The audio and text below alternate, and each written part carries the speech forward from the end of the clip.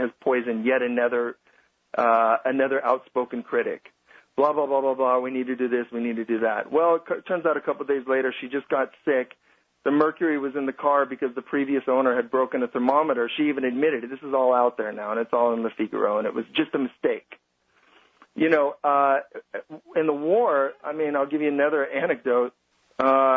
Just after the shooting stopped, I went with the press pool, with the Kremlin press pool, into Gori and then into Skinvali, which is the capital of South Ossetia. And we saw, all the incredible destruction there. It was actually the second time for me in there. And on our way back, there was Peter Finn from the Washington Post, was one of the people in the buses with us. On the way back, I got an email that I saw on my phone saying that the Washington Post just that day had put out an op-ed piece saying that Skinvali was largely intact and, almost no one died, and all of that were Russian, and all of that talk about how the Georgians had leveled Skinvali and committed crimes were just pure Russian lies.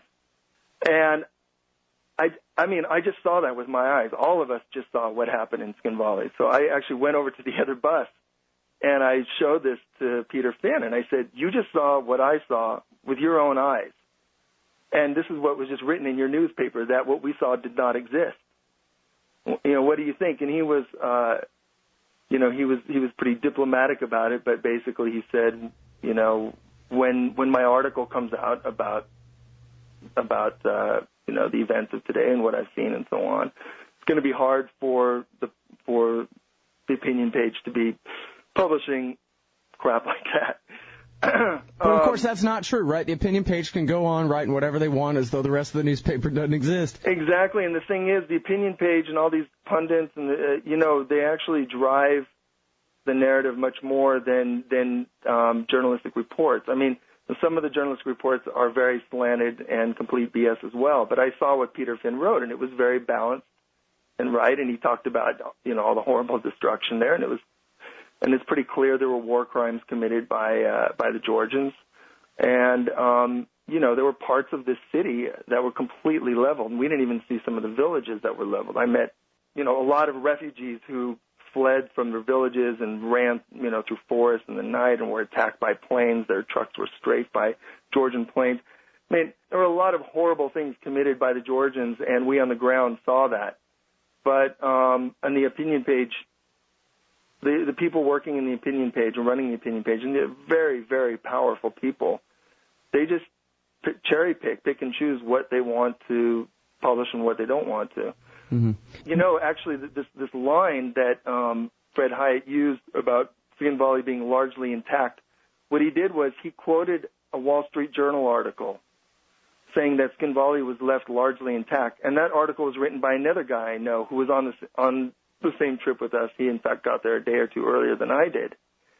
And I went back and read the article that the Washington Post quoted. And what the Wall Street Journal said was parts of the city were destroyed. The main residential area was destroyed, the center was destroyed, etc. And then there were other outlying parts of the city which were left largely intact. And what the Post did is just said, according to the Wall Street Journal eyewitness there, the city is left largely intact. I mean, it's that evil, and that intentionally manipulative. Well, there was one article in the Post that said it looks like Stalingrad when they finally drove the Nazis away.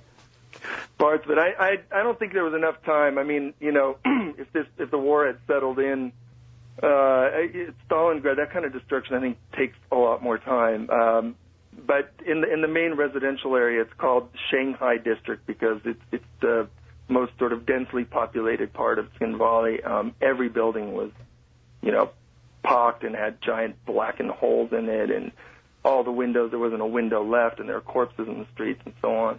Well, what is your sense of the casualties? Because I guess Human Rights Watch said it was just a couple of hundred. The Russians said it was 3,000, something like that.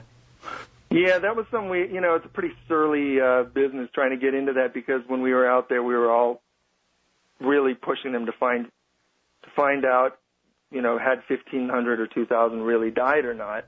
There was certainly enough warfare going on, enough destruction going on, and it was the war was launched, the Blitzkrieg was launched in the middle of the night by the Georgians. So, it certainly could have been possible, but I just have to go with what I saw and asking people and, evidence that I was given, and it seems to me I'd go with what Human Rights Watch said.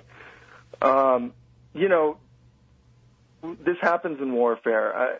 People see horrible things all around them, and refugees in particular, if you look at any crisis or any war at any time, they always tend to, because of the trauma, they tend to exaggerate the numbers of dead and the numbers of dead and who's been killed and, the destruction and so on, because they've just undergone, the most traumatic thing human beings could possibly experience. This happened in Kosovo. If you remember in Kosovo, the Albanian refugees, they were using Albanian refugees as sources without questioning them then. They were very skeptical this time, but back then they weren't questioning the Albanian refugees during the Kosovo War, and they came up with figures of 100,000 killed and then 500,000 killed and 1 million women raped. Now, I'm sure that the refugees saw horrible things, but what we know about the reality of Kosovo is that, at most, as I understand from what the UN investigators found, there are a couple of thousand Albanians were killed, and that included KLA people and so on. Yeah, John Pilger reported that the FBI left after 2 weeks. There were no hundreds of thousands of people in mass graves to find. Exactly, and and again, part of that is just cynical manipulation, but part of it, I think, also is refugees, when they're traumatized like that, really believe, they see one person killed, and there's this chaos, and the people were describing to me, these refugees were walking around in a daze. They've been dealing with shootings and shellings for years now, these kind of cross-border, but they said that the intensity and the sound, they just kept saying the sound and the feeling in your gut of these bombs and these rockets going off. They couldn't even come up with words to describe it. They were so traumatized. Mm-hmm. Well, we remember the estimates after September 11th were in the tens of thousands. Mm-hmm. Exactly. So, from the destruction, it was certainly possible, but from what I was able to see, and it was a pretty surly business. I mean, I got some generals, and I was making a lot of enemies among the Ossetians and some of the Russian army people by probing into, where are the bodies and stuff.